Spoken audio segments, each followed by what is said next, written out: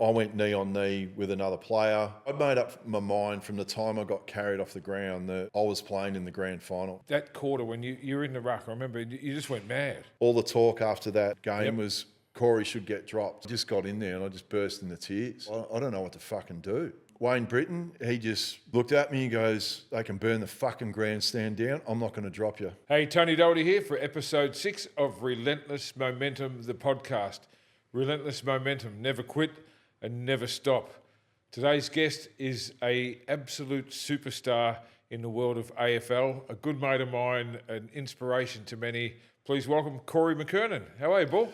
Thanks, mate. It's a glowing introduction, isn't it? Well, I've got to start somewhere, and I don't think I've ever called you Corey before. It's no, we've been very, very formal when you've... Yeah. That's even... And I've never been in trouble with you, but I don't think you've ever called... It's been a very, very long time since you would have called me Corey. I think I answered the phone a few weeks ago and I said, Corey, and you go, what have I done? Yeah, what have I done wrong? Yeah, no, it's always Bull or Thorax or a number of other things. But how are you, mate? Well, Bull, it was quite funny. I don't even know how that started because that was Jason McCartney and I started calling each other Bull. And we don't know why. It just started. And then because, remember, we got Jason McCartney in here and we famously, because Jason had heard about the workout. I know I'm jumping the gun a little bit here, but Jason famously heard about the workouts that you and I were doing, like where we had these hell workouts. And Jace thought he could handle himself, and he can. But then we... for everyone out there, Jace's nickname wasn't only Bull, or where we called each other Bull, it was Marty Monster. Marty Monster, yeah. So when we got Marty Monster in here, I think you had a glint in your eye like you have now, and then we thought we'd nearly killed Marty one day in the Mecca at Doherty's gym, Brunswick, because we put him through the hell circuit, and I think he knew himself after that. Well, he visited the rubbish bin at one stage to relieve himself of his morning's takings, but... it was a funny thing with him because you'd get him to snap, and that's when Marty the Monster would come out and he'd go to another level to the point where you knew he wasn't going to recover real well, but it was always off-season. So go back a step, Bull. I first met you at a fitness expo. It was a funny thing, and it was fate. It was after the 1999 grand final, which you won. So I wouldn't have been really popular with you at that point. No, because you beat Carlton. You were playing for North Melbourne. I wasn't working at Carlton, obviously, neither were you at that stage. But I was at a fitness expo. It wasn't even mine. It was a Filex, I think. And they had me doing interviews on stage. And I think you were sponsored by a supplement company. It might have been Masashi, I think, yeah. Yep. And they said, would you have a few words and interview this guy? Oh, hell yeah, Corey McKernan. Fuck, that'd be cool. Anyway, we clicked and we had a little interview. And I remember following the interview, I said, how's everything going? He said, I've got a really tight shoulder and I've got a couple of injuries. And is there anything you can do with me? And I go, why don't you come down to the gym and we'll see what we can do? And that was the beginning of it all. I think we've trained together and been mates pretty much since that day. Well, it was, what was also interesting at that time, for those that don't know, that are watching with this, North Melbourne's facilities at that time weren't exactly the facilities that the North Melbourne Football Club have nowadays. And like me being me, I was always on the lookout to try and make myself better. And then I know that, look, obviously we clicked from the start in terms of when we were talking and bouncing off one another anyway. But then once I came here, I haven't left. You know what I mean? Like that's what is it next year? Just under. It's not far off 30 years. I've been sort of coming in here, but once I was able to come up here, I dislocated my shoulder, and then to be able to do some exercises up here, and then I suppose especially getting trained by you that. We were able to get really creative and get a lot more movement back into it. I remember that because I'd been working with a few AFL players from a few clubs, Hawthorn, Carlton, a few others, and a couple from Essendon. And I'd been able to sort of help some people get back to their best after some deliberating injuries. And I remember the first thing you said was your mobility in your shoulder was shot. I remember you literally couldn't do that with one side. And I think when they'd given you the operation, they'd done it all up too tight. Well, I actually just spoke to Roger Moore, who obviously our famous North Melbourne physio, part psychologist, part physio that he is. Mentor to us all. But like even I made the comment to Roger Moore that I think at that time Wayne Carey done his second shoulder. Yeah. So then they, in their wisdom, when they did mine, they did it really tight, which if you play just playing footy, okay, it might be fine. But there was a couple of things that then stopped me from doing.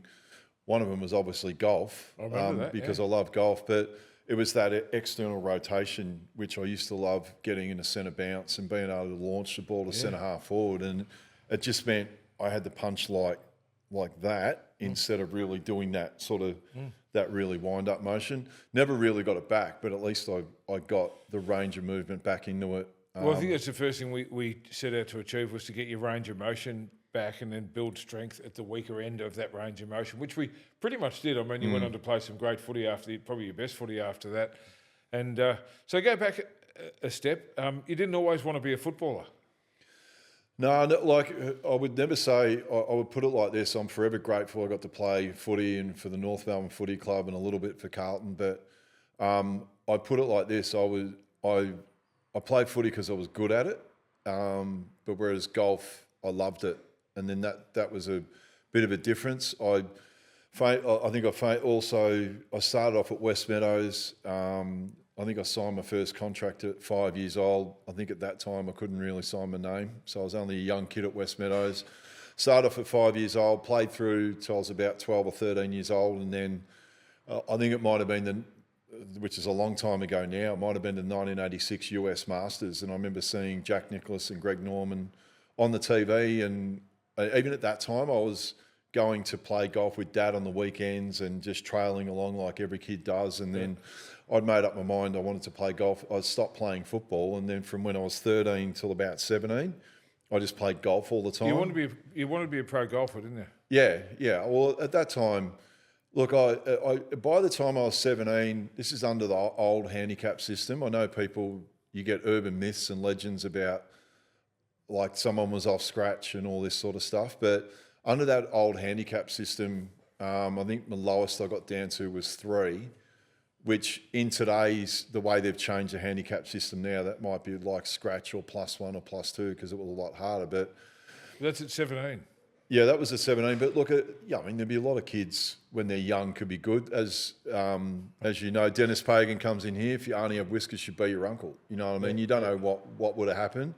But famously, North Melbourne took care of our school zone.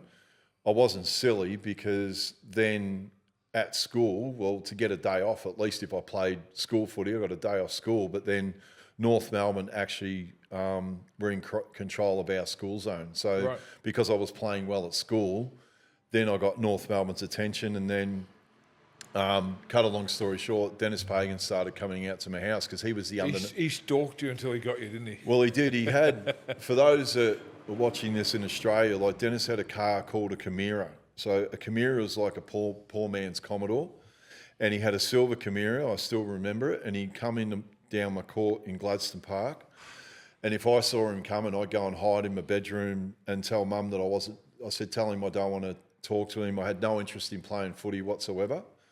And then you were a pretty shy kid too, weren't you? Yeah, I would have been, but I didn't want to play footy. I had no interest in it. So he got me at a weak moment. And as you know, he famously calls everyone son. And I think he got me on the phone. He said, listen, son, he goes, just come down on Thursday night, just train Thursday night, play on Saturday, see how you go. If it's not for you, don't worry about it type thing. Mm-hmm. So probably in the end, I just played to get him off my back. Yep. So I went down Thursday night. I remember Lance... This is North Melbourne under-19s? This is North Melbourne under-19s. Yep. So the famous North Melbourne under-19s factory. Which he coached for 10 years. It was a footy factory. Yeah, they made under-19 grand finals, which was obviously... That nucleus of the under-19 team back then ended up being the nucleus that won the premierships in the 90s. So then I went down... I played against St Kilda. It was at Arden Street. I think I kicked 5 goals in the first quarter. And then I ended up kicking 11. And then I remember Dennis famously saying after the game, he goes, you probably won't kick 11 goals ever again. And he was right. Yeah. But then what it meant is that obviously then I was in footy then. I'd probably say those first few years of playing footy, I think I finished off that year. We won the last under-19s premiership. Yep. And that had some names in that team: Glenn Archer, Damien R. Hardwick, Bradshaw. That was just in our under-19s team. Stewie Anderson. There was all these names that went on to be a nucleus of the North Melbourne premiership. And I'd probably say those first few years on the list at North Melbourne, I didn't want to play footy. I was like, well, I'd go down there, I'd be playing in the reserves, but it was only in the latter half of those first few years where I went, hang on, I might be all right at this if I apply myself. The reluctant superstar. Well, yeah, what happened, and again, you'd appreciate this, and I know there's a lot of people, maybe even in the bodybuilding industry, listening to this as well, but in one pre-season, I put on 11 kilos going into the 1993 season. And then what happened, and I remember I got to the point, this wasn't in the days where you knew about eating protein and things like that. I mean, I'd just eat for the fun of it. I had to. Like Big M's, chips. No, I was eating good food, but I'd try and eat a loaf of bread a day, which we know now it's probably not the smartest thing to do. But I'd eat that much during the day that I could literally, by dinner, I couldn't eat. Like I'd eat that much food. But the thing is, I packed on 11 kilos in that off season because I had that mentality about I've got to put on weight. Yeah. What weight did you before you put that on? I think I was 86 kilos. So when you're 6'5", and then I went up to 97 kilos. So it's a pretty big difference in one off season. Yeah. But then we went to a pre-season camp in Puckapunyal. I remember this is Australia Day 1993, and went up to Puckapunyal. I remember I had some pains in the guts, and I'm like everyone, when you get those pains in the guts, I thought, I can just pass wind and it'll go away. Cut a long story short, I ended up rupturing my appendix that weekend, ended up in hospital. The Monday, and this will trigger everyone's memory, the Monday of Australia Day 1993 sticks in my mind because it was probably the day I nearly died. But also, Guns N' Roses played at Calder Park. And I had tickets to go. Of course you did. I had tickets to go and see Guns N' Roses, but I literally that day got admitted into Vimy House, and I remember waking up on the Tuesday morning where I had a bag draining the blood out of my stomach, and within the space of 3 days, I lost all that weight, disappeared within it just disappeared, and what I found out later that you can actually die from it because all the poison starts going around your body, and they said, maybe if you weren't as fit as what you were, you may not have made it, which I thought, you look back on it now and just, you don't know what would have happened. So life can twist and turns, man. So when did you play your first senior game? What year was that?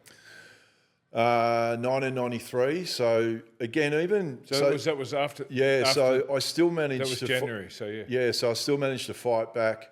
Famously, I've used that word a few times today. I'm not going to say that again. Dennis Pagan became coach in the start of 1993. Right. So senior coach. He then became senior coach at North Melbourne. So then that was North Melbourne's rise up the ladder. And then even though my pre-season been taken away, I ended up being something emergency like 11 or 12 times in 1993. And then broke through, played my senior game, didn't really make that much of an impact, but probably a lesson for everyone out there. I went into 1994. They had a lot of tall players at that time. They had John Longmire, Wayne Carey, Alex Ashenko, Peter Mann, all these players that were the bigger players at the club. And I went into 1994. I said, you know what, I'll become that good. They have to play me. Like, I'm not going to rely on this bullshit about, we're going to play this guy or this guy. I'll make it their problem. Mm-hmm. So then I went into 1994, and that was really my breakout year that ended up in the seniors and played, I think, 23 or 24 games that year, and was probably the year I lost the Rising Star because of tripping. We've had a couple of bad runs. We'll cover that, but your preparation from the day I met you, you did everything you could. In fact, when you seeked out my services, one as a weights coach and rehab sort of specialist, but also with your mindset and everything, you did everything above and beyond what anyone else would do. Those 1% things, as you said, made it impossible for you not to be selected, looked at, or at least considered. Now, tell us about, so the Rising Star, that's a first year player kind of award, or first, player that's just come into the league. It's a pretty big deal, but you can't win that if you're suspended or if you're reported, or what's suspended? Yeah. So what it was, who did you trip? Here's the thing: it was tripping by hand. So then, tripping by hand a year later, they got rid of it. So then it was only a week. I don't think it was even a fine. So then, who you tripped? Tripped Jason Ball at the Wacker, Yeah. and got a week, like for tripping by hand. By hand. By hand. And therefore ineligible. Ineligible. And I remember, even at the time, I remember Dennis, I think they asked me about still going. And I said, well, I'm not going. I'm not going to turn up to something that I haven't won. And like, I think the Rising Star still gave you the chance, different to the Brownlow, that if you're ineligible, you don't get invited to go. Right. But the Rising Star, I think they still might have invited me. And then I remember Jared Healy and even the selectors, they said, you would have won it by that far. It wouldn't have been funny. So, but All right. again... Now, that brings up the other elephant in the room, the Brownlow medal.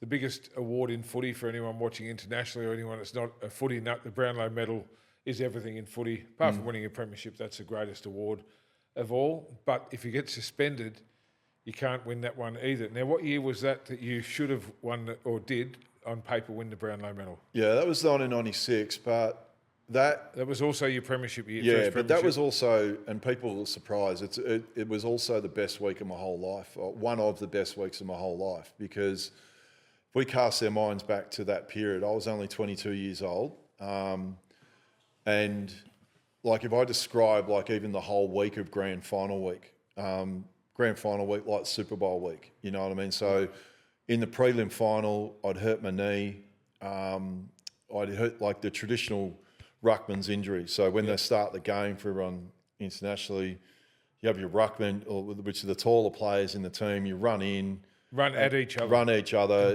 jump. Well, then I went knee on knee with another player, got carried off the ground early in the game, never played in that game again. Who'd you play in that preliminary? We played Brisbane. Right.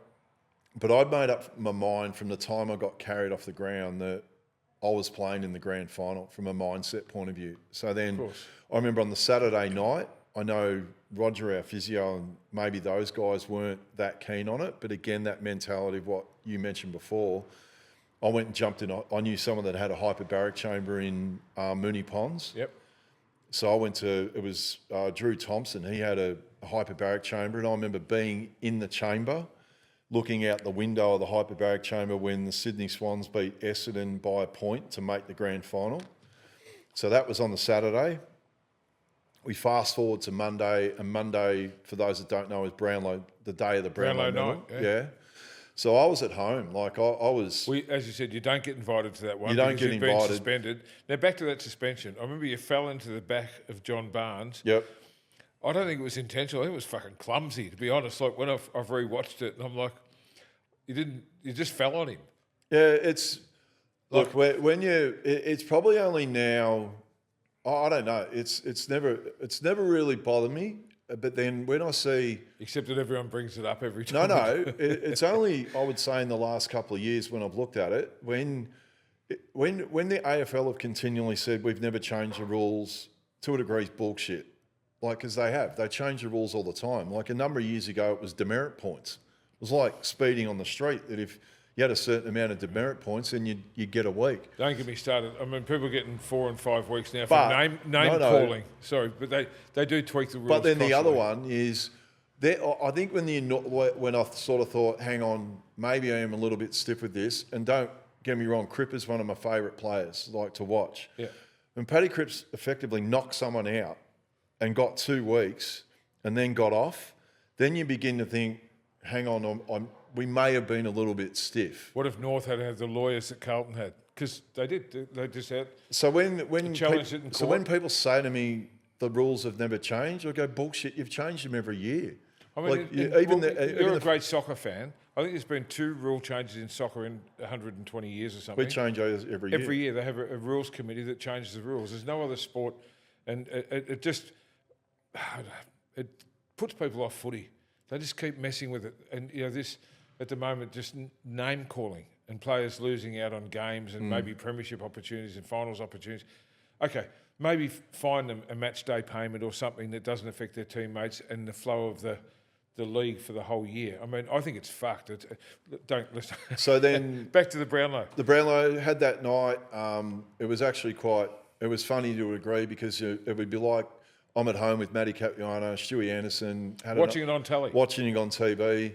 I reckon the first hour or so, or actually the first game come up, Peter Bell 1 vote, Wayne Carey 2 votes, see McKernan 3 votes, and you get that asterisk next to your name. Which means ineligible. For those watching, they read out the Brownlow votes round by round, even if you're suspended, right through to the end. They love a bit of a cliffhanger end where in the last round there's 2-3 players. Mysteriously, they'll read out the votes that count last, even though every other round's gone in the order of the games. Wow. Bit of theatre. But anyway... Boring. To be fair, it'd be a boring bloody telecast without a bit of theatre, wouldn't it? Exactly. So then all night it became with my mates, asterisks, 3 votes. Yeah, I mean, it was all going along.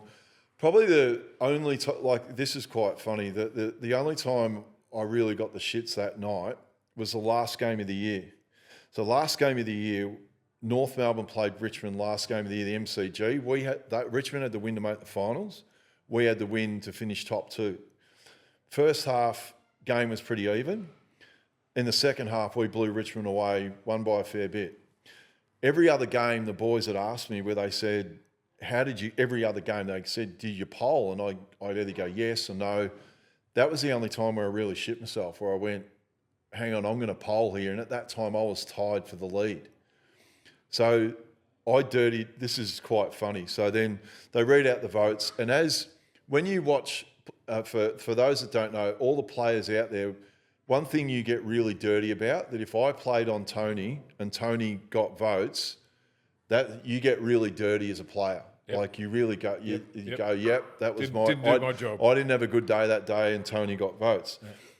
Anyway, so North Melbourne votes come up. Again, I think it was a bit of a repeat of the votes I said before. It might have been Peter Bell, 1 vote, Wayne Carey, 2 votes. Now, I played on Justin Charles and he got 3 votes. And even I remember... In a losing team. In a losing team. And I remember asking Mike Sheehan. Mike Sheehan, in his best players for the Herald Sun, had me in the top 2 or 3 players. So when we're at home, the Brownlow count's on. The boys think that I'm shitty because I've lost the Brownlow. I'm not shitty about that. I'm going, I played on him. You're kidding, aren't you? So it was... But if you had got votes in that game, that would have actually put you ahead outright. Outright. So there was 3 people won it that year: James Hurd, and Nathan Michael Buckley. Voss. Oh, so who was it? Michael Voss and James Hurd. And Corey McKernan. Yeah. 20 votes, was it? 21 or 22. Yeah. But look, that happened on the Monday. All right, still the best week of your life. You're playing. But again, so we go to Tuesday night at training. For those that don't know, I actually have got a Brownlow medal, believe it or not, because McDonald's had a promotion that year. And when you bought a meal deal at McDonald's, if you bought a particular meal deal, you could get a Norm Smith medal, a Coleman medal. So Wayne Carey and Anthony Rock stopped at McDonald's and got me a Brownlow medal, and they gave it to me at training on the Tuesday night. And to be honest, it probably means more coming from my mates than what it did from the people. Have you still got it? Still got it. It's with my premiership medallion. So I've still got it now. So then that was on the Tuesday. That's awesome. Wednesday I went into Vimy House and I had, I think, 50 mils of blood drained down to my knee. And I remember I had a conversation with Harry Unlick, who was the North Melbourne doctor. And Harry actually said to me, he goes, I don't think it's a really good idea that you play on Saturday. And I did use some colourful language. I sort of said, yeah, Harry, it's not happening. I'm playing, which I feel bad about in hindsight. But that was my mentality that I went, nah, Harry, I'm going to play, even though I had some pretty... Yeah, but I don't think you're going to feel bad about it, because maybe all those little things allowed you to play. That if you had just taken everyone's advice, all the naysayers said, I don't know if this is a good idea, and you just sort of wallflowered and shrunk back, you may not have played. Well, look, I think the reason why that week is really one of the best weeks of my whole life. Like, you're 22 years old, you have all that thrown at you, and then eventually you come out in the grand final, and then... So when did you know you were going to play? When were you cleared to play? When did everyone else... Well, really once... You're already playing. I'm already playing. When did everyone else agree? There was a moment... No, like I just had to get through training on Thursday night. Right. But I remember the Thursday night, I remember someone sent me some footage not long ago, and it actually reminded me of that moment. I think what happened, I was running around because I was fresh and like a caged lion. I hadn't really trained all week, and I was actually feeling pretty good. But I remember there was a moment, because I was doing one of those handballs drills and keepings off, and I'm in the middle, I must have fallen over, and you could hear this groan of about 10,000 North Melbourne supporters at training thinking that I've hurt my knee. But in the end, it was fine. And I don't know whether when I watched the podcast with Dennis the other week, there was a famous moment. So we fast forward to the game, first quarter. I didn't start particularly well. And Dennis doesn't get... I've been dying to ask Dennis this question. I've still got to ask him one day, right? I started terrible. I didn't start that well in the grand final. You still had this bit of trepidation with your knee and how am I going to go? Right on quarter time, I absolutely got belted on my knee. And it was the best thing that could have ever happened, because then I went, if that's the worst it's going to be, I'm off to the races here. I'm going to be good. So Roger and Harry are walking in with me to quarter time, and Dennis came out and just sprayed the three of us. If he's not fucking right, get him off the fucking ground like this. And I'm like, no, I'm good. Like, he didn't understand what had just happened. Yeah. So then and again, what Dennis doesn't get the kudos for, I spent my whole career going ruck forward, as you know. I either centre bounce and spend some time playing in the middle of the ground, then go forward, gas out and go up the forward, try and go kick goals, right? Grand final, the first time, I reckon, in my football career, in the second quarter, the message comes out, Corey, go ruck and go play a kick behind the play, which the other part that went into my mind, for those that don't know, that meant I had to go stand in front of Tony Lockett as well. In defence. But what it meant, I basically was playing a kick behind the play and ended up, I had 29, 30 possessions playing in the grand final. So you cut the ball off every time it started to go up their end. There's big thorax. I thought, hey, how long's this been going on? I can play a kick behind the play. Now I know why Max Gawn does it every week. Yeah. You know what I mean? Easy, not easy kicks, but as a big bloke, you become the wall. The ball. It is a bit of the wall, but I don't know, maybe because I spent my career going ruck forward, that I think's a lot harder. For me, going ruck back is a lot easier. We don't have to turn around when you can get the ball. sit back and watch the play. Not only that, but the ball comes to you, you run forward and Correct. you kick it. Whereas in the forward line, you've got to catch it, got to spin around, hope someone doesn't grab you. You know, am I going to go left foot, right foot? There's so many things going through your mind.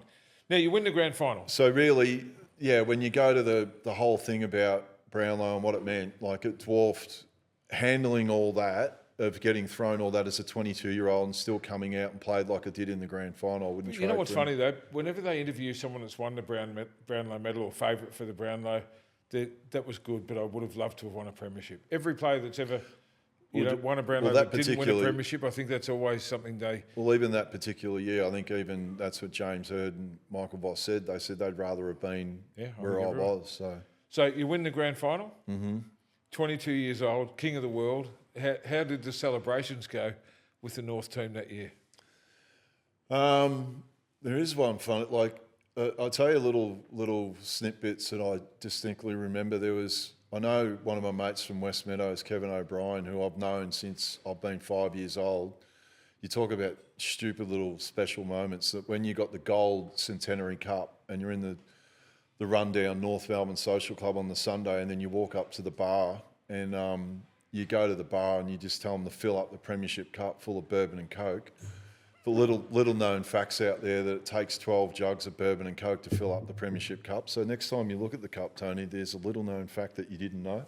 Wow. That's a lot of bourbon in a cup. Like little dumb, and I remember living with Matty Capuano and Stewie Anderson, and again, this adds to the character of my Premiership medallion. I remember we might have had several guests at our house, so we were boys, and we might have had a lot of guests over at the time. And I remember I went to bed, and I remember I might have had some guests with me in the bed, but then I decided, I think I fell asleep for what I felt like was hardly a split second. I remember I woke up, and then I think I had the coffee table. I think I've either died or something's happened, but then when I wake up, the boys, I must have fallen asleep for 5 seconds, but the boys had put the coffee table on me.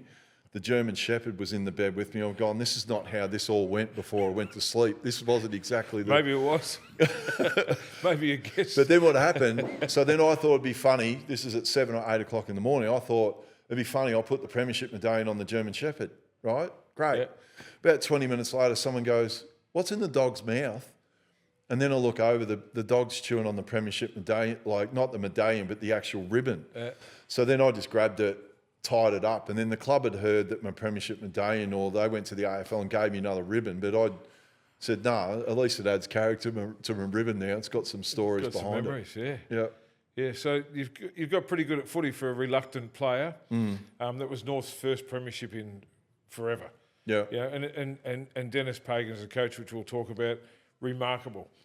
Forward line to 99 when I met you, and Essendon was a favourite all year. They'd won just about every game. They were unbeatable. And then the mighty Carlton Football Club knocked them out in the preliminary final, which I still think was one of our greatest wins. It was kind of our grand final. You guys are already in the grand final. You're going to play the winner of Carlton and Essendon. And, of course, we limp over the line, literally beat them in the last play of the game. They're devastated because that was their real window of opportunity. But like Dennis said, it doesn't matter how you play all year. It's getting in the grand final is fucking hard. Playing in a grand final is almost impossible, let alone winning one. So I think you guys had a run-up start to that game because we played our best footy. Yeah, we weren't even meant to be there. We But fell into it. I don't subscribe to that theory. I remember I saw Winston Abraham with an interview that he'd done on Front Bar, and he reckons that him and Byron Pickett were licking their lips that they were playing Carlton. They got short memories, those boys. We lost 90. We all respect to Adelaide that they won 1998, but we kicked 2 goals, 11 in the second quarter in the 98 grand final. Yeah.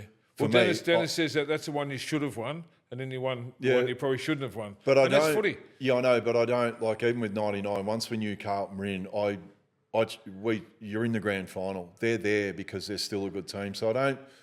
Yeah. In one sense, I get it that everyone talks about Essendon, but as you know, Essendon are our fiercest rivals. And when you grow up in Gladstone Park as a kid, you probably don't exactly like the Essendon Football Club a lot. Yep. Respect them greatly.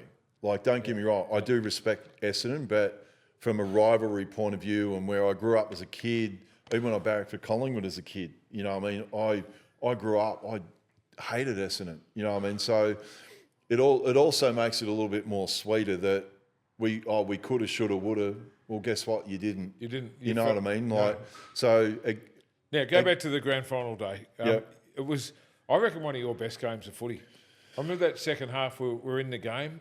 And you've done stuff, I think it was the second, third quarter, where you've come out of the middle, basically ran out of the middle and kicked it into the goal square, ran out of the middle and kicked a goal. I remember that one where you just literally got that shoulder back and smashed the ball forward that far. It was like a big kick. Well, and I think the difference that quarter when you're in the ruck, I remember you just went mad. Well, I think both the grand finals that we won are vastly different games. I think 96 was more high possession. Yeah, there's a passage of play in there that's still my favourite passage of play in football ever, and never got a clean possession. Like, it's like a centre bounce, smash it forward, chase it again, goes up in the air, Glenn Archer hits it on, Glenn Freeborn kicks a goal. Like, I can almost say that now and hear Sandy Roberts' commentary, you know what I mean? But then 99, I didn't touch the ball as much, played more as a forward, but it was like all the touches I did get were big moments, you know what I mean? Game-changing moments. You broke us. First quarter started really slow, but then the second quarter, like, even Carlton looked like they were getting the ascendancy, but to kick 2 goals really quickly, and it was a bit strange, like, because I was playing on Kuda, which was actually a bit of a strange one. Like, even though, I don't know, I think if Carlton had their time over again, I know that with talking to Kuda, that was their strategy that year, that Kuda would start on half-back, then go into the middle. But I think their best opportunity might have been start Kuda in the middle from the start of the game and land one on the chin. But whereas by the time, I don't know, I think by the time they threw him in there, we'd sort of wrestled any chance they got, and then we slowly got on top of them. Absolutely. So second grand final win, which is huge. I mean, for people that don't understand footy, to play in a grand finals, you know, 1 in a million, let alone to win 2. Yeah. So you bet, 25, 26 then? Yeah, and I think what's interesting looking back in it now, I did sign my contract like on the eve of the finals in 1999. Like, I did get, put it this way, I ended up with a pretty good contract in 2000 and 2001, I think it was. Yep. But really, I'd start, and I know that's what you'll end up asking me soon, I probably should have left North Melbourne around then. And it's not as if as you know now, Dennis and I have got a really good relationship now, which is quite funny now when I can text Dennis in today's environment. I remember getting you two together after footy and just saying, come on. Oh, look, I think it just boiled down to, and I think There was I'll use a lack of famous communication. example. I'm not going to name names, right? There's someone that we know might have said some things about him in a book. And as you know, famously, Dennis maybe fronted him in here in Doherty's about it. So the vast difference between what happened with that person, right? I don't think I've never potted Dennis. I've always said, and I think Dennis has maybe appreciated that all he went was go, okay, you just couldn't get the best out of one another. I think maybe my only regret that I could have done way better, I wouldn't say what I said to you on the phone the other day, but I should have stood up for myself better. Well, it's that. So I shouldn't have. I wouldn't have a soundbite come out of this going, I wished I'd had told Dennis to get fucked, because that's not the notion, and that's not me. No, you know that. You. No, which is why it never happened. But it is more, I wished I'd stood up for myself, because when Wayne Carey and Glenn Archer stood up for themselves, they had a much better relationship with him. Though that said, I think Dennis over time has realised that, hey, you know what? We didn't get the best out of one another, but you know what? We bloody done some really good shit together. Well, when you say that, you did get the best out of each other for a long time. Yeah. You know, and as you said, it was probably time to leave after that grand final or the next year. It's probably time to move on because he couldn't have got any more out of you. And then your confidence started to because I remember when I started working with you, you know, and you were missing easy goals and you're overthinking your kicking and you were just as frustrated as fuck. I don't think he knew how to deal with it and how to get, because he knew how good you were and you respected him so much as a coach, so it never kind of got to that headbutting thing. I think you just avoided the confrontation of it all and whatever else. But, you know, when I interviewed Dennis a few weeks back, you know, he spoke of you in the I think you saw it in the highest terms possible, saying, you know, you're every bit as good as Wayne Carey, who was the best player he'd ever seen. And he said, Corey, his best was as good as anyone. And did he tell you that at the time? Nah. And see, it's quite interesting. Like when you hear what he said the other week, and then I know even during COVID, so when the footy writers had nothing to write about, they started writing about the best finals performances of all time. And then they did an article on me about the 1996 grand final. And even, I remember Greg Ryan, who's a great North Melbourne historian, I remember ringing him after I read the article, and Dennis actually said in the article, he goes, I know Glenn Archer's one of my favourites, but Corey was actually best on ground. I remember ringing Greg and go, and even this is a lesson for everyone out there listening, and I know when you mentor and talk to people, and me doing the stuff I do with Walk With Me, the power of actually telling someone you don't know what those words actually mean. Like even, can you imagine if Dennis had said that way back when to me, what that would have meant to me? Because I'm running stupid probably stories in my head that are not even true what he thinks about me. You are a card-carrying member of the Overthinkers Club, and obviously when something's not said, you're going to question yourself and say, well, why wasn't it said? Maybe it wasn't true. You know, so I've worked with you for a long time, and I've seen you go through a lot of that. And as you said, you know, Dennis is a remarkable human. I mean, as a coach, there's never been or will be anyone like him. And if you look at as you said, that North Melbourne team, that core North Melbourne team, how many AFL coaches and successful businessmen have come out of that team? It's fucking phenomenal, because he wasn't just a coach, he was a dad, a big brother, a mentor, and he was hard, as in he'd tell you the uncomfortable truths, maybe too much, but that was his style. He didn't shirk confrontation.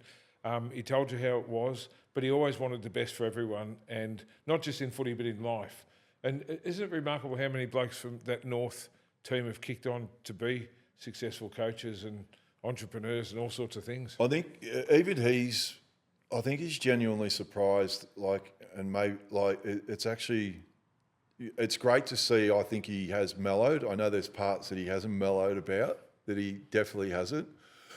But I think even when he saw with me, for example, like I know that we did a talk upstairs and I had the checklist. Like it's a lesson for anyone out there in life, right? That we had a checklist at North Melbourne. He was genuinely surprised to see I've still got it, but I'd know it off the top of my head. Did I fill out this checklist every single week? Like, would I sit down and rate myself? Maybe I should have. But no, psychologically in my head, excuse me, I knew there were things on there that my weights, my diet, my lifestyle away from the club, my extra skill sessions. Like, I know there are things that you said that I would naturally do, but when you would go through, the amazing thing was when you didn't have the game that you should have, that when you really analysed it, you go, well, hang on, when I did my weights, did I do them properly? Or like if you were in here, like when we're doing there's a difference between, and you and I are hard taskmasters. We said, what was your weight session like? An 8 out of 10's a minimum for me. That's a pass mark, not a 5. Five's terrible. But when you go through and you analyse all these different assets, facets of your training, like even going to footy training, all the things that make up a great training session. Did I run through to the cones? When Tony's going for the ball or the next person going in, was I backing up and using my voice? Like all these things that would make a training session good. That's just training. Did I do my extra skill sessions? Like, don't just go down there and I had a lazy 20 shots at goal. No, I did 10 meaningful ones. So it's amazing having that sort of checklist. Anyone that came into the North Melbourne Footy Club at that time, I've now actually incorporated that for a lot of my Walk With Me talks. And you talk about lasting legacy of what Dennis has actually done for me, having checklists like that in life so that you can perform. No one out there listening, we don't want to get by. You want to have a checklist at the start of every week. You'd have one that every single week, I know that I have to get on the treadmill 3 or 4 times a week. I know I've got my staff, these guys you've got to deal with, but no, this is my time. I think that part of it, and this is why I wasn't surprised for people don't know, Dennis Pagan ended up winning a Group 1 race, they call it the Derby here in Victoria. Horse racing, yeah. One of the biggest race at 75 years old. One of the biggest race meets it's Spring Racing Carnival, for those that don't know. I was not surprised. No. You're not surprised. You and I are not surprised because... Well, so he went and got his real estate licence at 70, became a Group 1 winning horse trainer like between 70 and 75. Because what he would do, he would have a checklist and he would break it down and everything. And then the other thing, once he knew his list, you get to work and you put the work in. And I think that's the thing that, and again, I love the other one, and you're big on this, and I've heard you say this many times, and I'm trying to get way better at this. Like everyone's got an invisible sign around their neck that says, make me feel important. Yeah, it's one thing he left with me. You know that we're doing the Reset Sanctuary on the Sunshine Coast. I'm trying to get better at that stuff, that everyone that comes in, like what you do with Doherty's, that everyone's got to, and again, that's come from Dennis. Like he had that even the trainers and the Judy Francis, the people making the soup, or cutting up the oranges, the boot studders, the people that don't get any credit, he made them feel like superstars. He really did. And I witnessed it. And I said that to him, when I interviewed him, and he was sort of a bit taken back. But, personally, I look at like my mentors and people that have impacted my life, and I've obviously been partners with Arnold Schwarzenegger. I've had great opportunities with bodybuilding. I've interviewed people all over the world. Dennis is like in my top 3 people that have influenced the way I do business, the way I conduct myself, the importance of integrity, and the things that he drilled into me just in the 5 years I worked with him at Carlton. And we'll get to that. But amazing. So we can talk about Dennis for ages, but we want to talk more about Corey. And obviously, after that grand final, played a couple more years at North, and then, you weren't getting the best out of each other, you and all the coaching staff at North. It was time to go. You got an offer at the Carlton Footy Club. So I'm wrapped because by now I'm training you. I'm your weights coach. I've got half a Carlton coming down here, and you've signed up to go to the Carlton Footy Club, which was a big move leaving North after 2 premierships. Big signing for Carlton. How did that play out? The first little bit wasn't good. Like me being me, I think even with my preparation, I think when you analyse it, I think my preparation was never an issue, but if anything, and it's stuff, again, that I've put into practice now with what I do with Walk With Me, my mental health platform, and even with the Reset Sanctuary, about getting the balance right with everything. That first little bit at Carlton, went to a new club, trained and prepared, did everything right, but I still remember, again, I've used this for the positive when I go and talk to people now. I remember and I don't think you'd even remember this. There was the first part of 2002, we played a Friday night game against Essendon, my arch enemy, and Carlton's arch enemy at the MCG on a Friday night. Now, everyone else out listening or watching out there, if people think getting booed in sport, that's a badge of honour. Don't even get me started on that shit. Like, if you get booed, I don't think I personally think, I don't think it's racism. I don't think it's anything else. Sometimes just, a lot of the time, it's going to be that you're just a bloody good player, like a Nick Dacos. That's the beauty of Australian rules footy. You know, we can stand there and slag each other off as spectators, shake hands at the end. I mean, your old teammate Wayne Carey, that's when he played good, is when he would. And what people don't realise, when you do it, just pick your mark who you're going to boo, because when you boo Wayne Carey, Jonathan Brown, whatever, they lift, they go to another No, level. you don't poke the bear. Tex Walker. Anyway. There's another one. So, what I'm saying about getting booed, that's a badge of honour, but I tell you what is 10 times worse. Even what happened recently, and I did go into bat for him, getting Bronx cheers off your own fans is the worst shit you'll ever happen, because you can cop it from the opposition, but when they're meant to be on your side, that's the worst. And I remember after the game, I got Bronx cheers that night, because I'd started off, as you know, I started off shithouse at Carlton. Yeah. But then what happened, I remember went into the rooms after the game, stayed back really late with Phil Pearlstein, who was our doctor at Carlton. Yep. Everyone else had left in the old Olympic stand at the MCG before they did the renovation. And I remember Phil was there, and I went in and seen him, and I think I even made something up to go in there. And then I just got in there and I just burst into tears. I said, Phil, I don't know what to fucking do. I said, now I've got my own fans that are getting into me. But maybe it was also, and again, for anyone out there, shit, like, get it out. Like, you know what I mean? Don't be afraid. Like, that was probably one thing that, even just that first bit of getting it out and talking to Phil, we didn't come up with anything.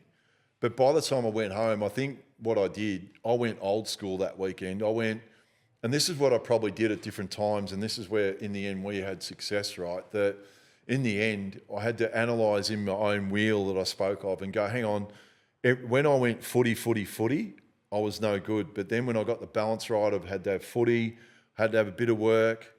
I was doing stuff for Challenge, which was kids with cancer. Yeah. When I got that balance right, and then the other one was my mates. So that particular weekend after that Carlton weekend, I think I just went out basically on the piss all weekend. But once I got it out of my system, I was actually good. And again, you talk about the power of words, of what we said about Dennis Pagan before. Massive shout out to Wayne Britton. So Wayne Britton was the Carlton coach then. I remember I walked off then Optus Oval. It's gone through that many different name changes. It's, what is it, Icon Park at the now. moment. Yeah, Princess Park. I remember I was the last one off training once again, and I'd been doing goal kicking practice. Everyone else had gone in. It was just Wayne Britton and I. Yeah. All the talk after that Essendon game was Corey should get dropped. Yep, I remember this. And Wayne Britton, we was walking off the ground together, looked at me and goes, they can burn the fucking grandstand down. I'm not going to drop you. And I remember at the time, like... I remember this vividly. You called me and told me. Yeah, and I remember, and again, it was a biggest turning point and for your confidence.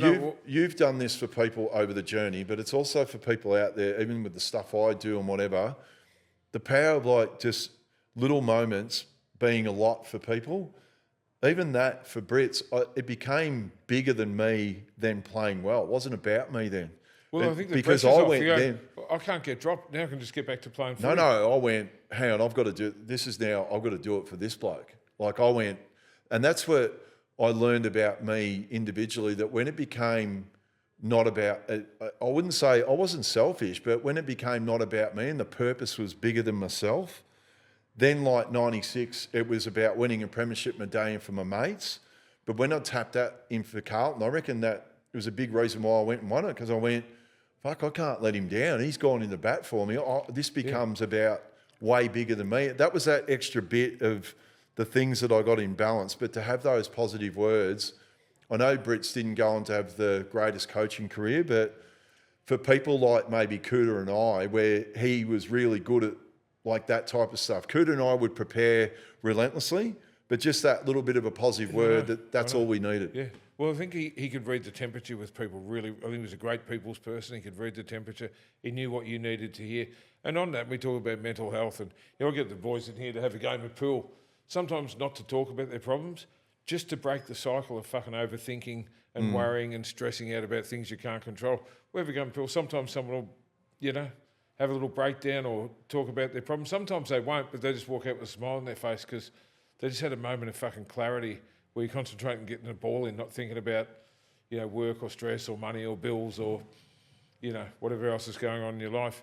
And I think just a word of kindness or a pat on the back, and I try and exercise this all the time, is just go up and just make sure someone's okay, give them a pat on the back and remind them of something they're doing well, because that might just get them through to the next day. And I get people come up to me, sometimes I haven't seen them for years, and I'll be like, "Oh, do you remember what you said to me in 2005 outside the gym?" I'm like, "Fuck, nope." And they'll repeat it back word for word like you do with what Wayne Britton said. Now, go forward.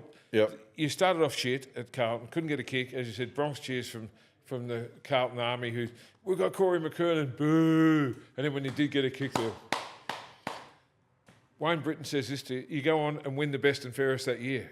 Like, you killed it. I remember that game against, was it Melbourne? No, that was the year after. It was. Sorry, we'll kicked 4 goals in the first quarter. That was fucking ridiculous. But went on to win the best and fairest. One of your, great honours because you didn't get suspended. You didn't lose the Rising Star Brownlow. You won the Carlton Footy Club best and fairest. Hang on, there's been some. You followed some greats. That's something you'll always have. Yeah, I know. Look, it was a great. When I say it was not only to win for one of the big clubs in Melbourne, but I think it was a badge of honour. Now, I know you talk about relentless momentum and resilience. It's a badge of honour for resilience, I reckon. And you know what? Winning. It's redemption, Corey. But winning those fans over, the same ones that were giving you shit, to come out and win it, even in a year where it was pretty tough for the footy club. Like I was playing, again, ruck forward, where I think I kicked 40 goals that year. So to be able to turn that around, again, they're all sort of things across the journey when I go... Well, I think it was vindication for you and your mental health and just your whole, how you felt about yourself. All of a sudden you've turned something terrible into something fucking great and something that has become a part of history. Now, forward wind, did you go away from your footy trip? And I went to New Zealand. New Zealand? Sorry, yes, you're in New Zealand. I know you'll come back through customs. I'll never forget this. But while you were gone, I had a great week. You not so great. Dennis Pagan became the coach of the Carlton Footy Club. So you'd left North so you could just try footy without Dennis because that's all you'd ever known. And he decides it's time for him to leave North, gets signed by John Elliott at the Carlton Footy Club. You've got no idea because you're in New Zealand. Yeah. I've got an interview and got the job as a weights coach, so I'm on top of the world. I'm training half the players anyway. I'm like, shit, I've got the keys to Princes Park. I love Carlton my whole life. This is going to be amazing. Get to work with Corey officially. This is going to be amazing. You land from New Zealand, and the fellow at Customs had some news for you.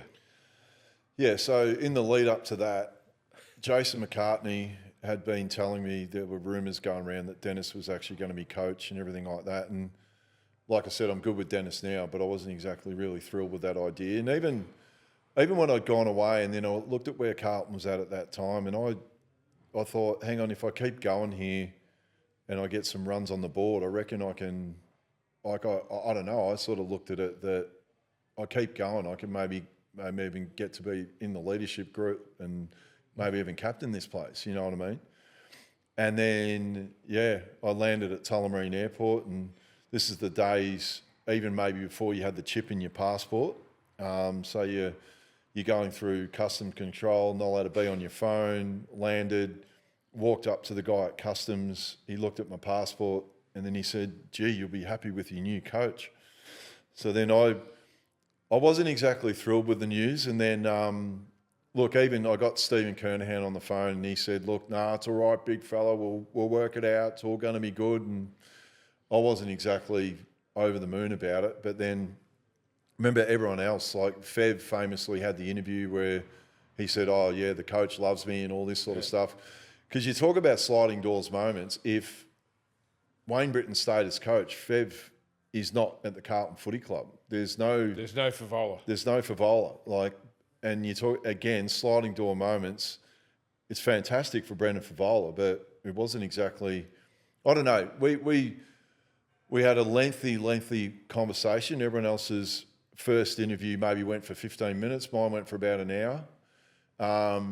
I'd even spoken there with all these occasions, and when I said I knew I was genuinely gone at the North Melbourne Footy Club, it was probably, remember the famous comeback, the Essendon North Melbourne game where North were up by 69 points and we lost. There was a game, no Wayne Carey, no Glenn Archer, no Anthony Stevens. And I played in the ruck and centre forward, kicked 5 goals, probably should have kicked a goal late that would have levelled the game nearly.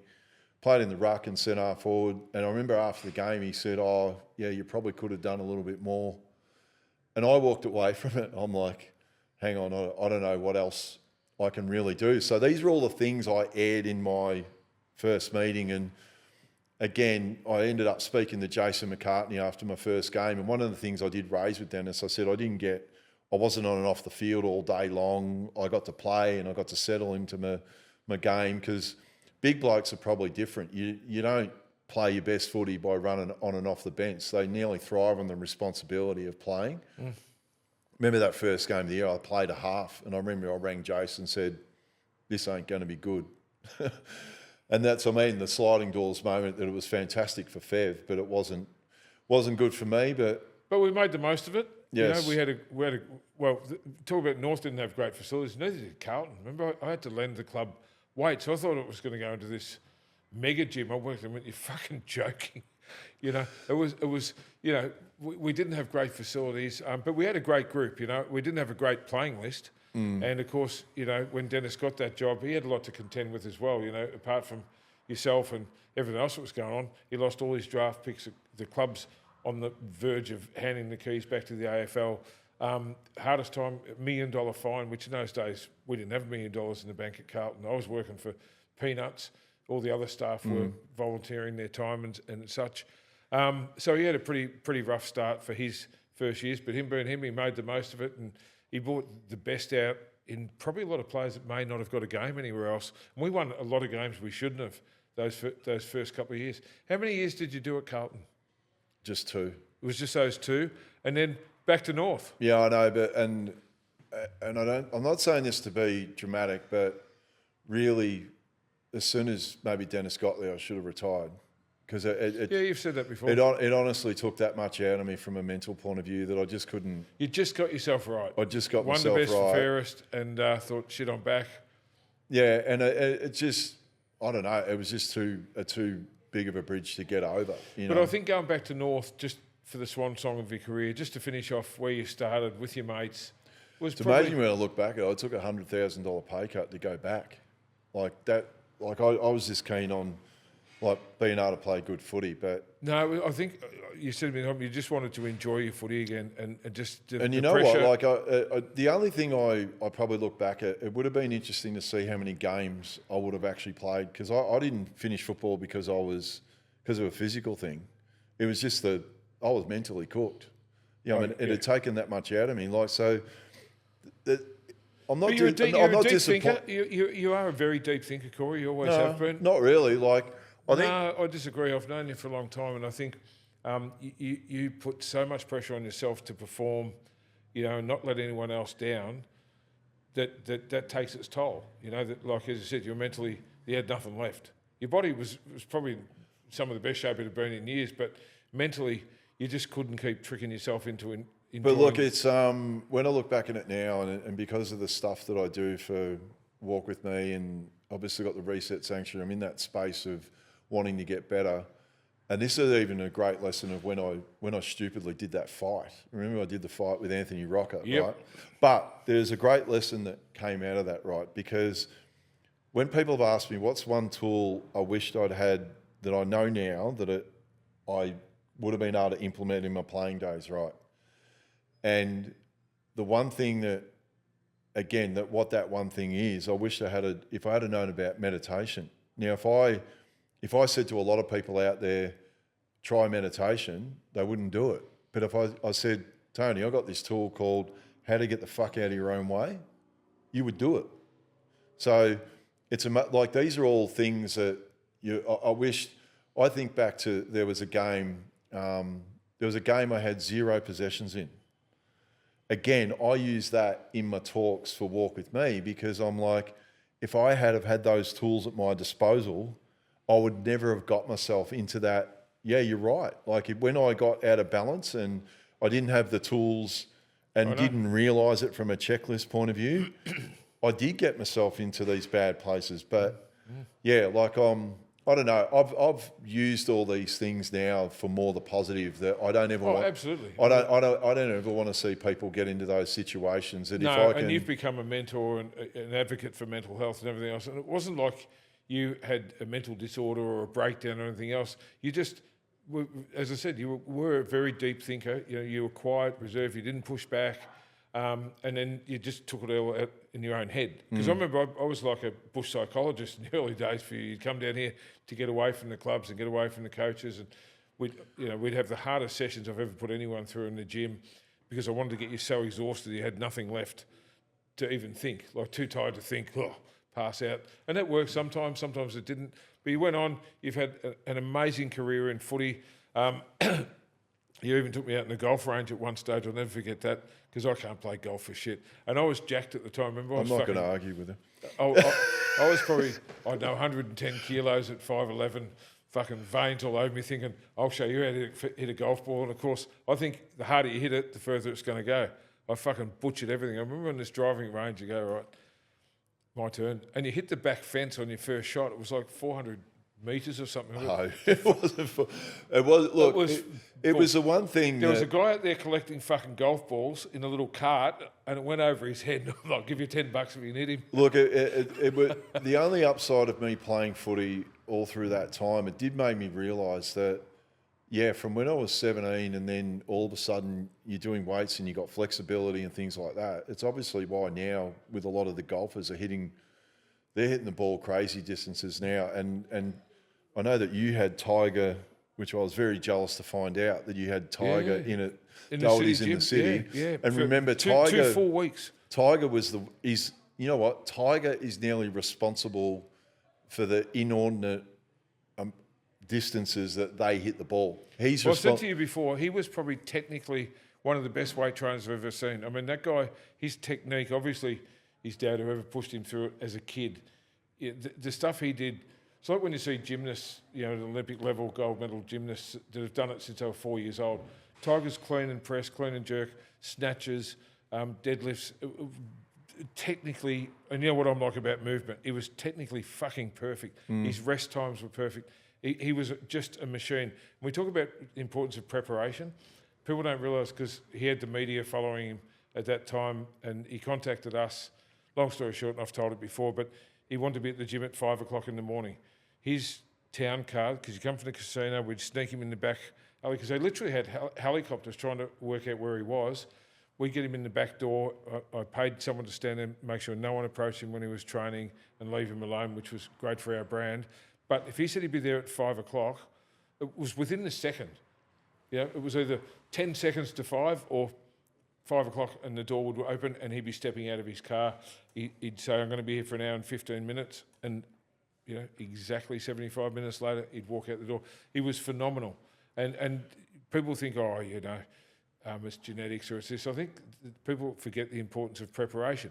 But the flip side of that, and I love hearing these stories, you've done a lot of tours. You take, early on after footy, you become like a sports tour guy where you take people to the Super Bowl and to the Masters. And I remember I sent my dad there for his 70th. It was one of the best things honestly I've ever done was sending him over there with you and your mates. But one of your great mates in golf is the opposite. John Daly. The opposite of Tiger Woods is John Daly. Now, what a fucking character. How well did you get to know him? And he's one of those guys that, like in bodybuilding, Ronnie Coleman is the enigma because he didn't set out to be the best. He never set out to win Mr. Olympia. He just wanted a free membership at his gym and got real good at it. Well, here's John Daly, right, who's won everything, one of the greatest golfers of all time.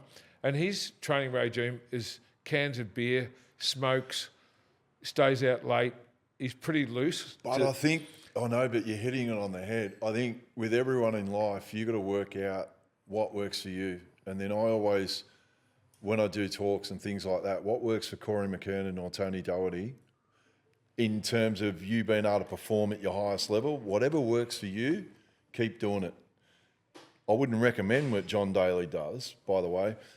It is, like, I sort of nearly, it's probably nearly a little bit like you with Arnold, like where I pinch myself at different times that he is, well, maybe not as much as you being mates with Arnold, but I would say that John is a mate of mine now, which is, I look at him and I'm like, I still look at him in awe that it's, I know there's the side of it that we see the vodka drinking, smoking and everything like this, but from a mate point of view, he should have been born Australian. Like he's got an Australian, for those who don't know, he's got an Australian sense of humour. There's some things that I won't say, but he's one of us. Like, and that's why he's a bogan, isn't he? Well, he's just one of us. He's just genuine and authentic, and what you see, what you get. There's no bullshit about him. Like, maybe that's why he enjoys his golf, because there's no pressure, there's no preparation, there's no nothing. He just gets wasted and fucking plays the best game ever played. I don't recommend John Daly's preparation, and you talk about Tiger. I just find it fucking fascinating. No, well, Tiger even mentions that. There was a famous where I think John Daly was in the bar. I think John might have said, "Hey, Tiger, come in here," or someone said that, "Hey, come in here. John's having a drink," and then I think Tiger said, "Look, if I had the talent what he had, I'd be sitting there as well." So Tiger talks about John's talent, and that sometimes gets lost in the whole thing. Like when I get to do this with him every year at the US Masters. I know. Like the group there, and you sort of pinch yourself, and every year I never get sick of it because I introduce him. He's won the British Open at the home of golf, and that annoys the establishment something fierce.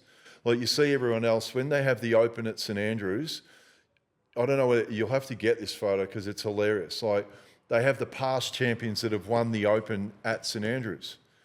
They'll have everyone else in their suit, and then you'll see John in his loudmouth gear. You're not going to miss him. But send us that photo and we'll put this up. He makes no apologies, but again, he is such a quality human being. He's like the Rodney Dangerfield of golf, like... He is, but I can't speak highly enough of him. Everyone, I try to tell everyone every year, I go, it's my favourite night. I get to, going out on Augusta National is great, don't get me wrong. But that night that we always have with John at the Masters, where it's sitting around like this, telling stories, you can ask him anything, he's an open book. Sometimes he's a too open book, but... So he's the same off camera as he is on camera? 100%. What you see is what you get. And I think... You often hear that people sometimes say you don't want to meet the people that you look up to, like whether it's been John Daly. On the weekend, I heard that Pat McAfee's huge on ESPN, got the Pat McAfee show. I got off my ass and drove from home on the off chance I was going to meet him. Funny story, actually, because I went down there and thought it was going to happen. Then I thought, this is not going to happen. I left the Gabba, and then one of my mates said, I'll come back. And this guy I hadn't seen for a while. I said, I better go back and I'll go and meet him. In the end, I went back, and then the guy from the Lions said, are you still here? I'll come and get you. And then I met Pat McAfee. Now, why I tell that story, when you meet the likes of a Pat McAfee or a John Daly, and you think they're going to be here, but they live up to there's nothing better. Like, you just come away from it. And I don't know, then you have this bit of self-reflection to go, you know what, I want to make sure that I'm like that. And maybe, again, I'm a critical thinker and whatever, but I still think everyone can get, you do it all the time. Like, you know what I mean? If I can be more positive and you leave that whole notion of I can leave the whole place, leave it better than what I found it, or I can make people feel better, there's nothing better. I think when you meet incredible people, you just take a little something. Yeah. It's just like that. Yeah, One little door that you've been stuck in, like with Arnold, travelling with Arnold, and people always say, what was the best business? For me, it was just learning of watching this guy operate on another level of intellect, and how smart he was, and how he could read the temperature, and how he could command the media. And he taught me everything I know about, that's why I'm so comfortable in front of a camera when I have to do mainstream stuff. But it's just watching him operate, and it's confidence, and also how direct he is with people. He doesn't fuck around. Like if you mess up, he's going to tell you, you know. And I'm of the same vein. I don't hold back. I don't fear confrontation. I think that helped me a lot with that, because I'm happy to tell someone uncomfortable truth, because otherwise you're lying to them. Yeah. And I'm really, you know what I'm like, I'm very big on that. I'll just run straight into it and go, hey, we need to talk. You know, and not to be intimidating or anything else, but to get things. And that's why I sleep well at night, because I don't leave any stone unturned. If I've got a problem, I deal with it immediately. And that's something I really, really learned from watching him operate. One last thing, and it's a shout out to Pat McAfee. Like, so everyone was there. He had a million photos. He met me, and then, you know, I'm a big fan. I'm a fan of his footy team. He played for the Indianapolis Colts. Had my photo, walked off. Awesome. Like, it was just so good and so engaging. So then I'm in the Lions function, and you talk about little things you take away, right? I then watched him as he was going to leave. So, you know, when we all go to the footy, everyone out there, we would have all been guilty of it. Leave all your rubbish that you've had. You had your water, you had your beers, you had your tray. Saw him, instead of just leaving it at the seat, I saw him pick it up, walk back in through the corporate function in front of and I seen it wasn't put on. It was genuine. I thought, you know what? You talk about little things making an impression on people, and you're going, like what you've often said with cleaning toilets at Doherty's or whatever, why is it someone else's responsibility? Yeah. Like, just a little thing like that it showed what a quality human he was. I know people would go, well, why is it? I'm going, well, he's just showing he's being respectful. That's what it shows me. I think it's your upbringing too. You know, he's been taught manners from a very early age. I think manners can get you a fucking long way in life. I just said to someone yesterday, a kid that had sort of gone off the rails a little bit. I said, mate, you got to fix your manners. I said, you know, like what makes me proud of my kids is when people come up and say, geez, your kids have got good manners. And I think that fades compared to education or money or success, because if they've got manners and they're respectful, I just think they can do anything in life, and they will. And I just think as a parent, that's so important.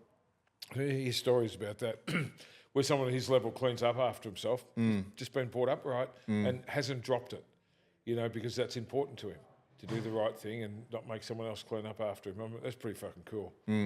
Now, obviously, we've been mates for a long time. Jesus, I was the MC at your wedding. I did the opening of your Reset Gallery. I was at your 50th, you're at my 60th, and so on. We've been at all those auspicious occasions. I've seen you do a lot of things. But during COVID, I got a call from you, and you said, look, I'm doing this thing called Walk With Me. What the hell's that, Corey? And you said a lot of people are struggling with their mental health with all these lockdowns, particularly in Victoria. And you'd moved up to Sunshine Coast at that point. Yeah.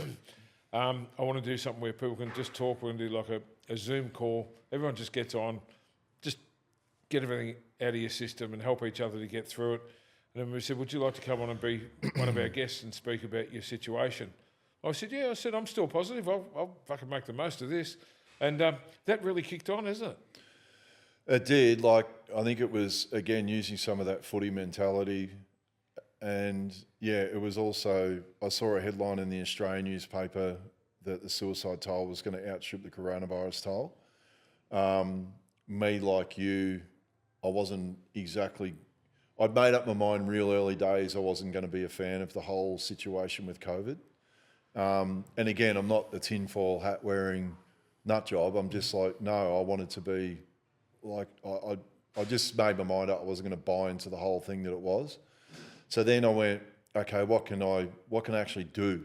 You know, I mean, there's no use whinging about the situation or like creating, like I just went, And sorry to interrupt, but you know my favourite saying always is to focus on what you can do, not what you can't do. Yes. So then I come up with the idea of just doing Zoom walks, because everyone obviously became, during COVID, very proficient at Zoom. And then I come up with the idea of doing Zoom walks on a Monday, Wednesday, Friday at 7 a.m. I think the first year of lockdown, which you know all too well, I think we did 155 Zoom walks or something like that. The Mondays were always the toughest day because Dan had always given a real inspirational speech on the Sunday, so people were flat as shit Carter hats going into Monday. And I really had to think about what we were going to say on the Monday. Like, it was hard. It wasn't just easy just to get on there everyone's like, you really had to think about, what am I going to do? How am I going to lift these people on a Monday? And the whole notion of the thing, it wasn't to get on there and say what a dickhead Dan was, because we already knew that. So yeah, it was great to be able to create cut a long story short, thankfully the pandemic ended. We had to come up with a new vision and a new purpose. And this sort of came by chance. Adrian Kinderis, who you've met, mate of mine that who you've met several times, and I think I went up to a place called Wirralli, which is in country Victoria. I know where it is.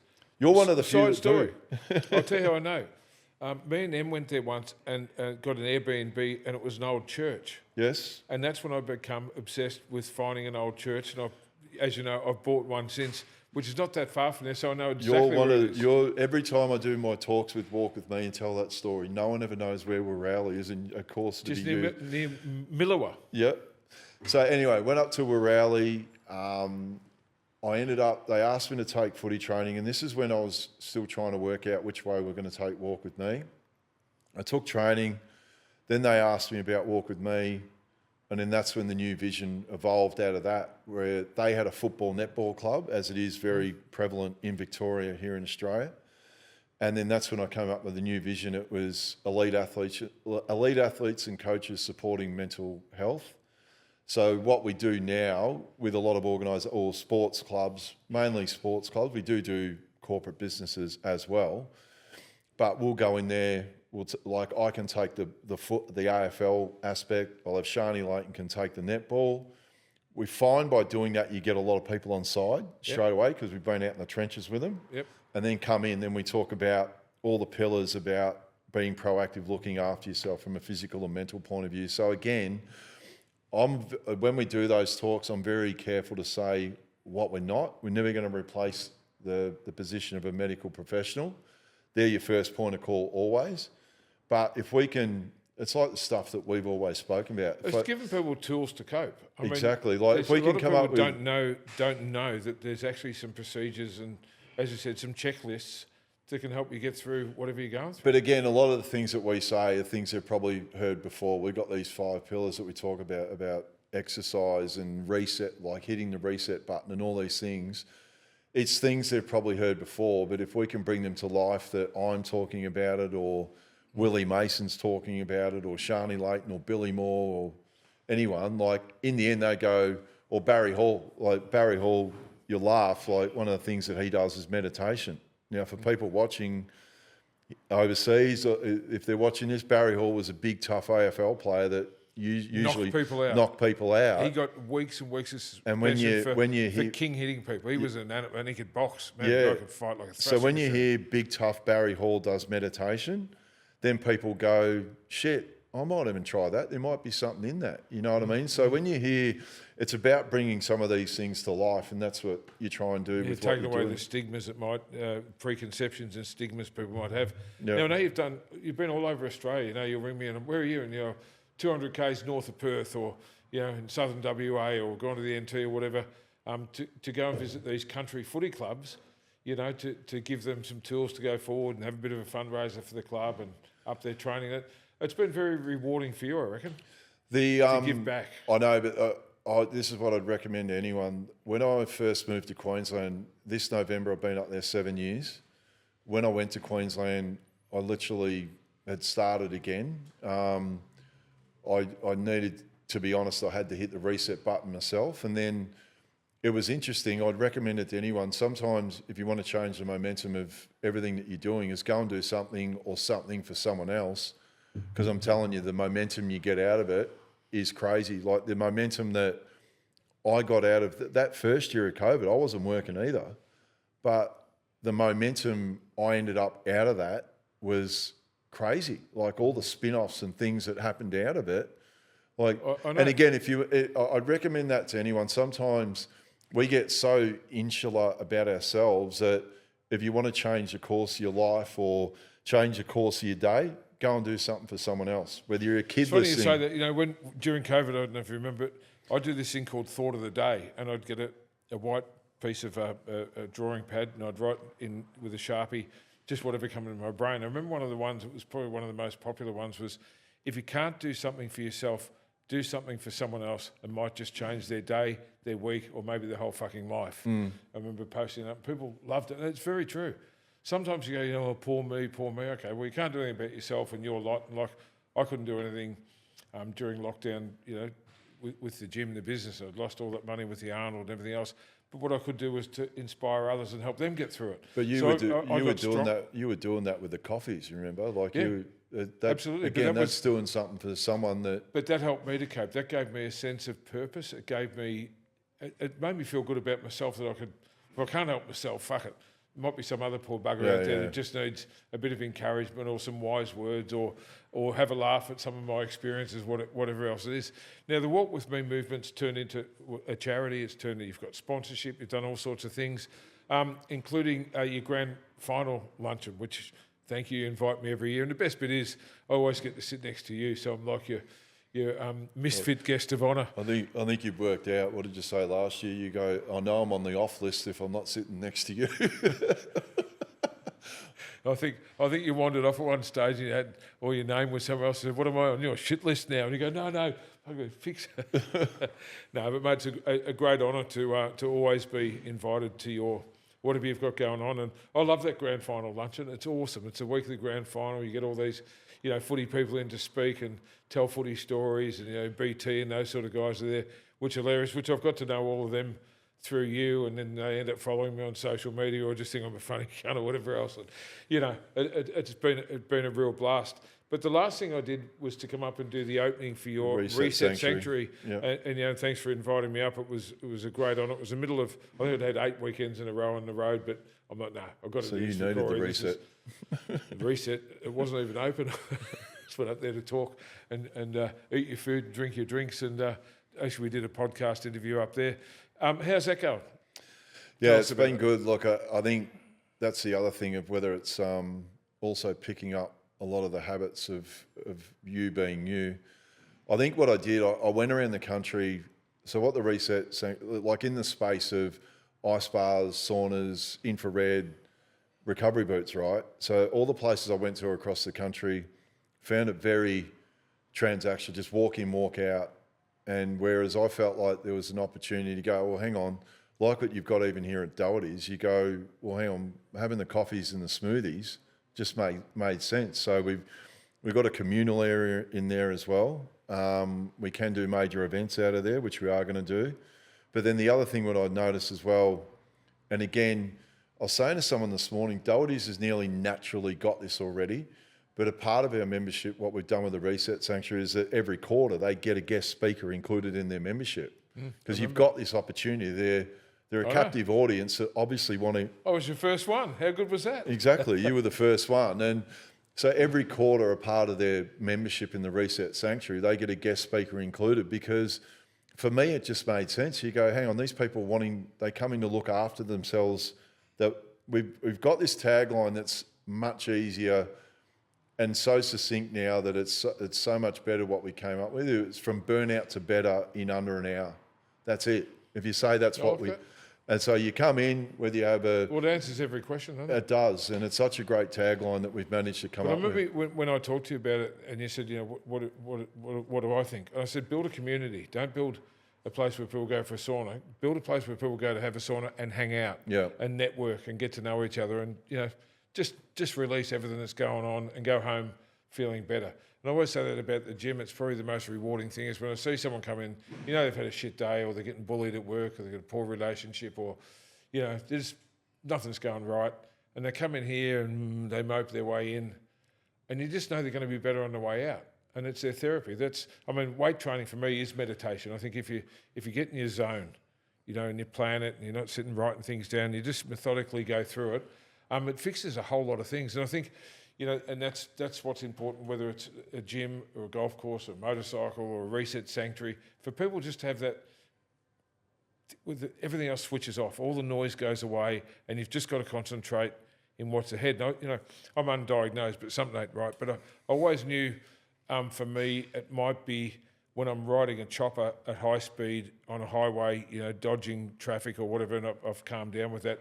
But at that point, that was my my reset, because I had to focus on exactly that. I couldn't think about bills or, what was going on in my life or any stress or anything, that may have fallen apart in the world, or, you know what, I just had that moment. And I find that now with weight training, particularly when I get out and get on the speed ball and the boxing bags and that sort of thing, I find that really just calming. And I see that with every member that comes in. They come here not always to have the greatest workout, but just to switch off.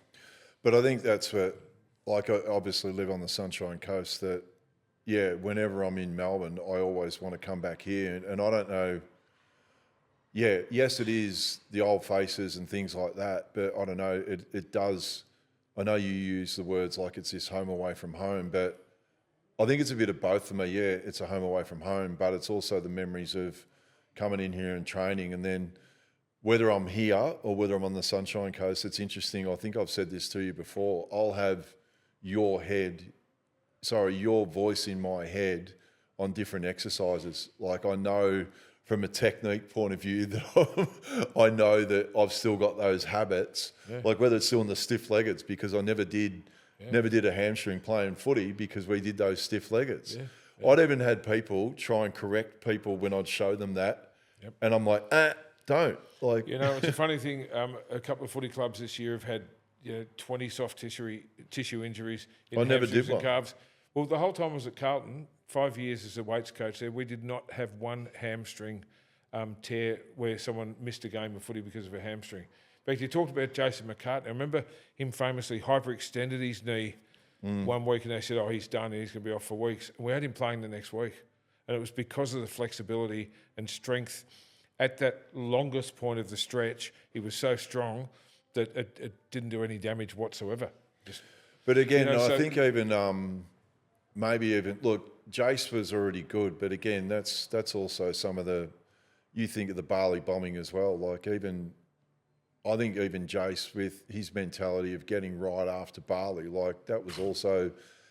I want to get him on the podcast because what a fucking story. Yeah, so Jace took that to another level. With the greatest respect, I say this in the right way, and again, I'm careful of sound bites and things like that, but I nearly belittled his comeback just because in my head, I knew he was going to play. I never doubted it. I remember you saying it. Yeah, I didn't like. I was it was the impossible. Everyone. I was blasé about it because I went. But having said that, the only day, and Jason knows this, the only day I ever doubted him is he played a reserves game down at Port Melbourne, and I lived in Port Melbourne. He walked to my house. I opened up the roller door at the back, and he walked straight in, and he's in the backyard getting changed, and he had the full bodysuit on, and as he pulled it off. And this was, it sounds gross, but it was actually a good thing what happened. But I'm looking at him going, you're kidding yourself, aren't you? As he took off most of the bodysuit, it was all covered in blood. But what he'd done is broken up all the scar tissue, which was actually a good thing. But when you're seeing your mate in your backyard disrobing, I'm going, you're not playing senior footy. You're kidding yourself. So for context, anyone watching overseas or doesn't follow footy, Jason McKernan was blown up in the Bali bombing, yeah. Shouldn't have lived. It burns to what percentage of his body? 65%. Something you're not meant to live through. I mean, he had, when you say, see people have burnt their forearms, they've got the compression bandages. He was fucking neck to toe bandage. And that's the thing. Phenomenal. And he went back and played a game of AFL footy. I'll never forget he kicked that goal. And well, I wasn't when he did all that. I get goosebumps actually thinking about the emotion of that moment. So when he came back and played that game, I wasn't at North Melbourne at that time, which was actually probably a good thing. But I went to the game, and that North Melbourne asked me in the rooms just to, like, I could see him, and he's even made mention in his book. He didn't want to look at me because he knew that if he had looked at me, he would have got emotional. And as soon as I saw him run out, I left. I didn't stay for the goal. Like I didn't need to be there. Like I just went. I've seen it. I know that you're back. I don't need to be. Yeah, but you knew the depth of the story beyond any footy fan or any. There was a bad day in hospital where, there was a lot of commotion that was in the Alfred Hospital this particular day, and unfortunately on the same day, a real close mate of mine had lost his wife on the same day. And then I remember going into the hospital, and then Jace, like they basically said if he didn't get through the next half an hour, he was gone too. So this was all, yeah, but look, full credit to him. I knew he was always going to come back. Amazing, mate. What a journey, Ball.